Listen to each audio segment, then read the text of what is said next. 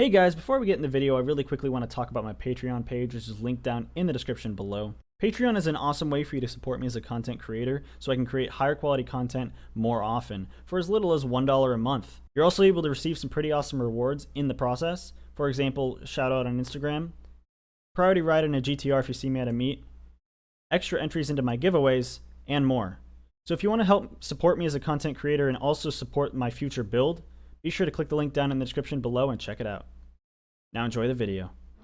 Alright, how's it going, guys? It's been a couple days since my car accident, so I thought it'd be a good time to make a video talking about what happened to me, what happened to my car, and what's gonna happen in the future, what the next steps are, what the expectations are for the GTR. So really quickly, I'm gonna show you guys a video that I recorded right as I dropped it off at the shop Houston. So they're gonna be the ones that are gonna be fixing my car. So that way you guys can see the damage that was done to it. So let's roll that real quick.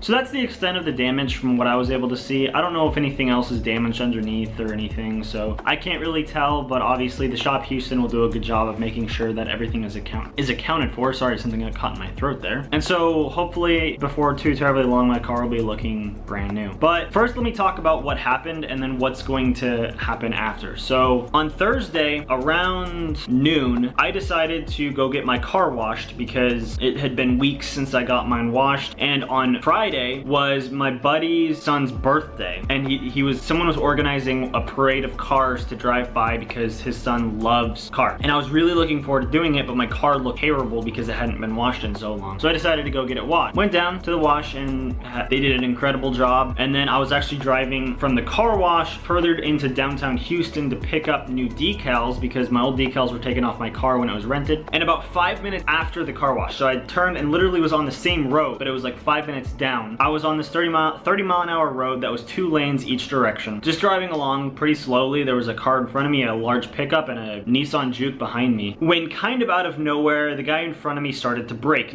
He wasn't a very abrupt brake, but he did start to brake, and it turns out he was turning into a side alley where there was a bunch of garages lining the left side. So he started to brake. As a result, I started to brake, but the guy behind me apparently didn't see both of us braking. He said he looked away for a split second or what, something happened that caused him to look away at the perfect time, so that way he didn't brake and he ended up plowing right into the back of me. It hit me fairly hard, but I wasn't expecting it at all. So usually when I brake, I look in my rearview mirror to check where the person is behind me, but I actually didn't do that because it was such a gradual brake at a low speed. So I didn't expect to get hit at all. It kind of hit me out of nowhere. I was like, oh shit, I just got hit. So we pulled into the same alley that the guy in front of me pulled into. He pulled into a garage, and then I pulled in, and then the guy in the Nissan Juke pulled in. And I got out expecting there to be like a solid little dent in the back of it because it was a solid hit, but nothing too bad. But when I got out and I saw the extent of the damage, like I put my hands on my head, like I was like this because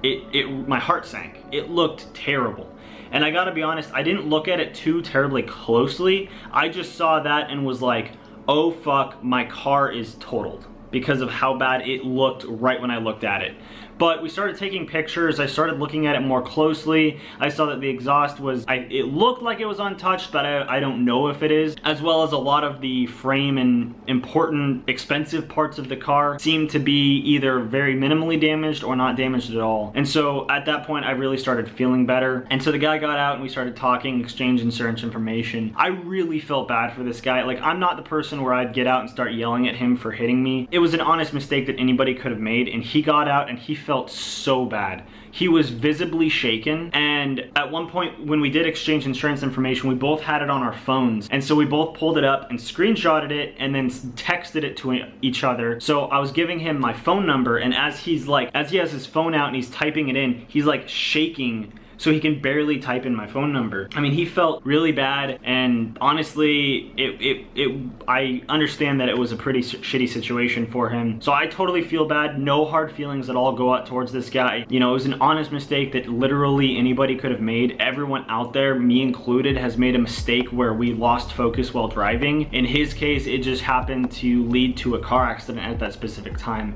In my case, it hasn't. It's just led to, oh, I lost focus for a little bit or whatever. So we exchanged insurance information. I stayed at the scene for a little bit because I wanted to make a few calls to make sure that I'd be good to leave, because there was some damage done, as well as the part that I was actually really worried about, if you can tell, is my license plate, which is normally pretty flush with the back of my car, was bashed in. And so my worry was that wouldn't be legal to drive, because if a cop was behind me, they might not be able to actually read my license plate. That was kind of my worry. But I made a couple calls, and the people were saying, yeah, you're good, go ahead and leave. So I ended up continuing on, picked up the decals, and then headed home. And then pretty soon after, I took my car over to the shop Houston to drop it off, so that way they can handle everything. They're handling everything with the insurance because those guys are awesome. And then that's pretty much the last update. But the thing that was really cool, sometimes these situations can be really shitty, especially if someone is arguing like, oh, it was your fault, oh, it was your fault. This guy, pretty much as soon as he got out of the car, he admitted he was at fault. He admitted he made a mistake. And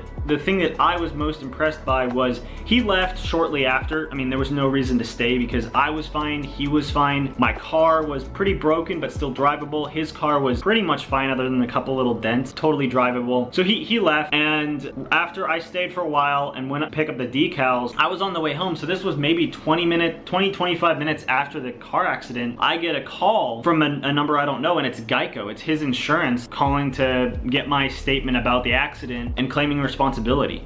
So he had literally left the scene, probably lived nearby or wherever he went to nearby. He opened up a claim with his insurance, claiming responsibility, saying that he hit somebody, and got everything going that made it super, super slick. And so then I just had to answer Geico's questions, and the part that I was left at was they wanted 10 pictures of the car, of the damage, but most so like the first picture was of the VIN, the second picture was of registration, and then some of the damage and stuff like that. So the problem was I had already dropped my car off at the shop, and I don't have a car. So I'm literally stuck here in my apartment. I don't have a way to leave. And so I actually had to contact the shop. So they were basically taking the pictures and sending it, and then they're gonna be dealing with Geico directly. But yeah, that's basically the crux of what happened. So as it looks right now, the latest update that I have is, after looking at the damage, the shop Houston thinks, and they've dealt with GTRs plenty of times before, they really think that it's not gonna be down for too terribly long.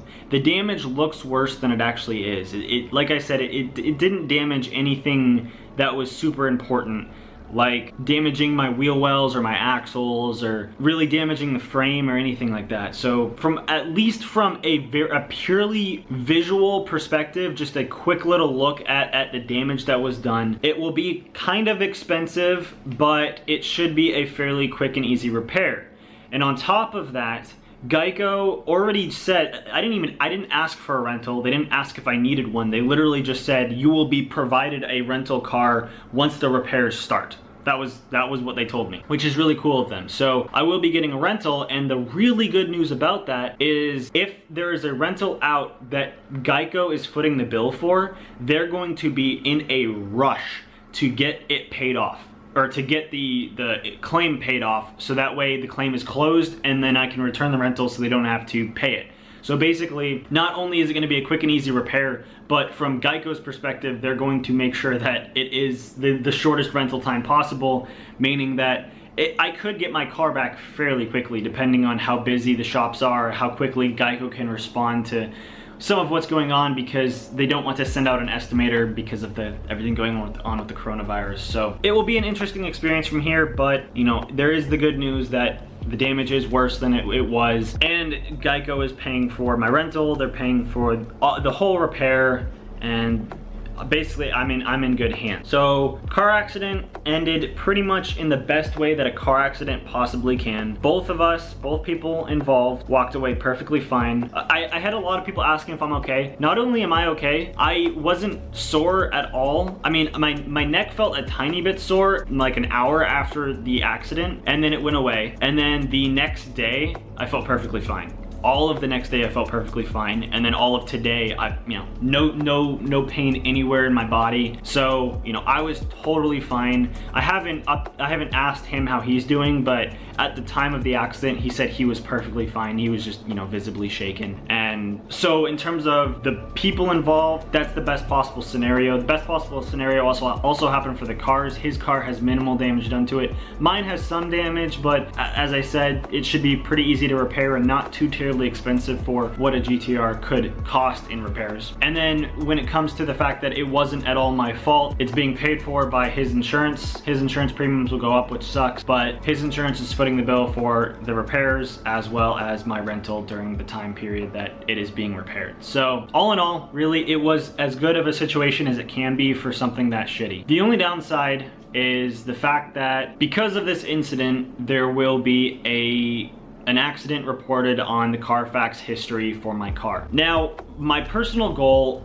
ever since I've had the car, I want to keep the GTR as long as I can. Like, as long as it runs and is a good car, I want to keep it. So basically the life of the car, and they can last quite some time. So that's the goal. I'm not planning on selling it. I'm not planning on trading it in for a better car.